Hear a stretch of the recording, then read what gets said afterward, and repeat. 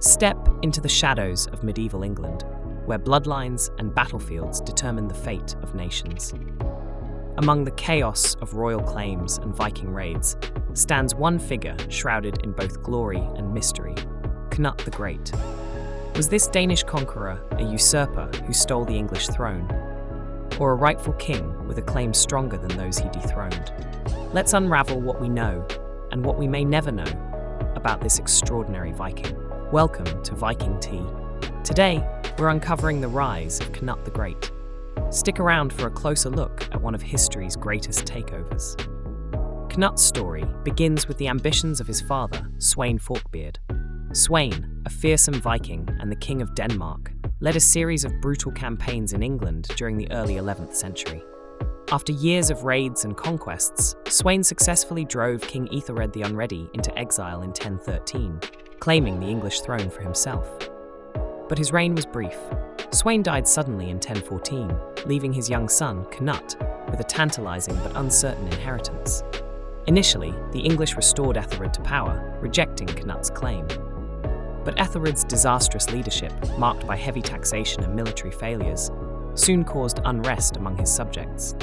English nobles, frustrated by the chaos of Ethelred's reign, saw in Cnut not just a Viking invader, but a potential savior, a man capable of restoring stability and order.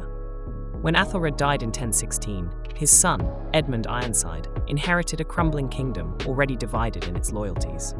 Cnut seized this moment of weakness with ruthless efficiency.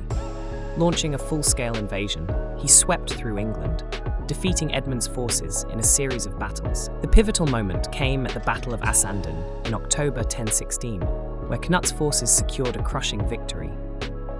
But what followed was not sheer conquest, it was strategy.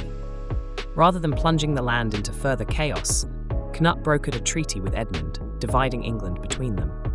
When Edmund died just weeks later under mysterious circumstances, Cnut emerged as the uncontested ruler of all England. Key to Cnut's success was the support, or at least the acquiescence, of many English nobles. Discontent with Ethelred's rule had reached a boiling point long before Cnut's rise.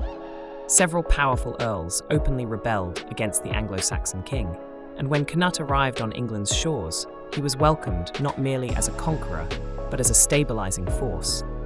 Cnut understood the power of alliances and worked to secure the loyalty of English leaders. He didn't merely impose his rule through fear, he integrated himself into the fabric of English governance. By respecting Anglo-Saxon laws and traditions, Cnut won over many nobles who had grown weary of decades of Viking raids and internal mismanagement. His reign, surprisingly, brought a degree of peace and prosperity, proving that even a Viking could rule as an English king. Perhaps the most dramatic and strategic move in Cnut's consolidation of power was his marriage to Emma of Normandy. Emma was no ordinary bride. She was the widow of Ethelred the Unready and the mother of Edmund Ironside's younger half-brothers, Edward, later Edward the Confessor, and Alfred. By marrying Emma, Cnut not only strengthened his claim to the throne, but also neutralized potential threats from Ethelred's remaining heirs. But this marriage was far from a straightforward alliance. Emma, known for her political acumen, likely negotiated hard terms for her hand. She secured a promise that her children with Cnut would have precedence in the line of succession over his other heirs, including Harold and Sweyn, his sons from previous relationships. This agreement set the stage for future conflicts, but also ensured that Emma retained a significant influence in the English court. The marriage also served to legitimize Cnut's rule in the eyes of the English people. By aligning himself with the Anglo-Saxon royal family, Cnut sent a powerful message. He was not merely a Viking invader, but a king with a legitimate claim to the throne. Was Cnut's claim to the throne truly legitimate? The answer lies in how we interpret medieval notions of kingship. Cnut's claim rested on a mix of inheritance, conquest, and consent. Sweyn Forkbeard's brief reign and the support of key English nobles lent Cnut a degree of legitimacy. His military victories solidified his power, and his marriage to Emma further entwined him with the English royal line.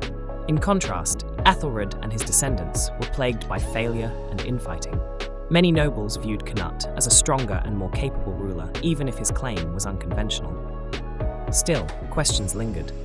Did the English truly accept Cnut as their king, or did they merely tolerate him out of necessity? What remains unknown about Cnut is as fascinating as what we do know. Did he see himself as an English king, or merely as a Danish ruler extending his empire? His policies suggest a pragmatic approach, blending Norse and Anglo-Saxon traditions to maintain peace. But was this genuine integration, or a calculated strategy to secure his rule? And then there's the enigma of his legacy. Cnut ruled England for nearly 2 decades, bringing relative stability to a land scarred by Viking invasions. Yet after his death in 1035, his empire quickly fractured, and his sons failed to hold the throne. Was Cnut's reign a temporary anomaly, or did he lay the foundation for the England we know today? Cnut the Great was far more than a Viking raider. He was a statesman, a strategist, and a king who reshaped England. His claim to the throne may have been unconventional, but in many ways, it was more legitimate than those of his Anglo-Saxon rivals. Through conquest, alliances, and governance, Cnut forged a legacy that blurred the lines between invader and ruler, Viking and king. But questions endure. Was he the rightful heir to the English crown, or merely the most cunning claimant? The answers lie in the annals of history, where fact and legend intertwine. One thing is certain: Cnut the Great remains a towering figure, proving that even a Viking could command the English crown with brilliance and authority. Thanks for joining us for Viking Tea on this journey through history. If you enjoyed today's story, like and subscribe for more weekly explorations of the Viking Age. Until next time, keep the spirit of the North alive.